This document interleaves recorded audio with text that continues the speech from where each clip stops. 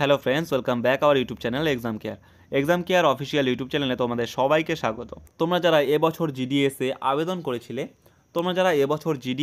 আবেদন করেছিলে তাদের যে ফার্স্ট মেরিট লিস্ট কিছুক্ষণ আগেই তাদের অফিসিয়াল ওয়েবসাইটে পাবলিশ করে দেওয়া হয়েছে।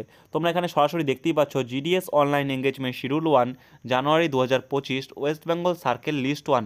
তোমাদের জিডিএসের যে লিস্ট 1 সেটি কিছুক্ষণ আগেই পাবলিশ করে দেওয়া হয়েছে।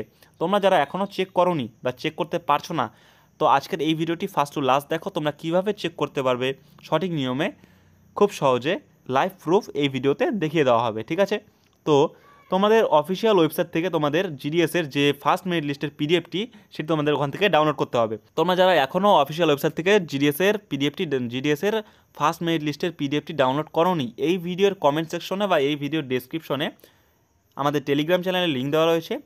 সেখান থেকে তোমাদের ওয়েস্ট বেঙ্গল সার্কেলের যে লিস্ট, তুমি এখানেই দেখতে পাচ্ছ ওয়েস্ট বেঙ্গল সার্কেলের যে লিস্ট, ওয়েস্ট বেঙ্গল সার্কেলের লিস্টটি আমি তোমাদের ওপেন করে দেখাচ্ছি। ওয়েস্ট বেঙ্গল সার্কেলের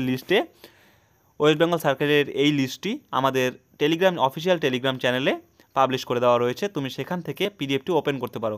ওপেন করা হয়ে গেলে উপর তুমি দেখতে পাচ্ছ রাইট কর্নারে সার্চ অপশন একটি আছে। এই সার্চ অপশনে তোমাকে ক্লিক করতে হবে। ক্লিক করার পরে তোমাকে এখানে তোমাদের রেজিস্ট্রেশন নাম্বারটি লিখতে হবে। ঠিক আছে, তোমাদের রেজিস্ট্রেশন নাম্বারটি লিখতে হবে। লেখার পরে বাদবাকিটা আমি দেখাচ্ছি। আমার কাছে একটি ভাইয়ের রেজিস্ট্রেশন নাম্বার রয়েছে, সেই রেজিস্ট্রেশন নাম্বারটি আমি এখানে দিয়ে দিলাম। রেজিস্ট্রেশন নাম্বার দেওয়া হয়ে গেলে এখানে তোমাকে সার্চ অপশনে ক্লিক করতে হবে।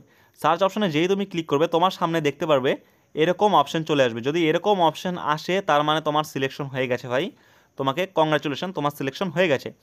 আমার কাছে যে ভাইয়ের রেজিস্ট্রেশন নাম্বারটি ছিল সেই ভাইয়ের সিলেকশন হয়ে গেছে। দেখো কোথায় হয়েছে, আসানসোল ডিভিশন ওয়েস্ট বেঙ্গলে এই ভাইয়ের সিলেকশন হয়েছে। ভাইয়ের নাম্বার ছিল 95% প্লাস, 95% ভাইয়ের নাম্বার ছিল, আসানসোল ডিভিশনে তার সিলেকশন হয়ে গেছে। ঠিক আছে, তো এইভাবে তোমরা সঠিক নিয়মে তোমাদের রেজিস্ট্রেশন নাম্বার দিয়ে তুমি চেক করতে পারবে তোমার নাম এসেছে কি না।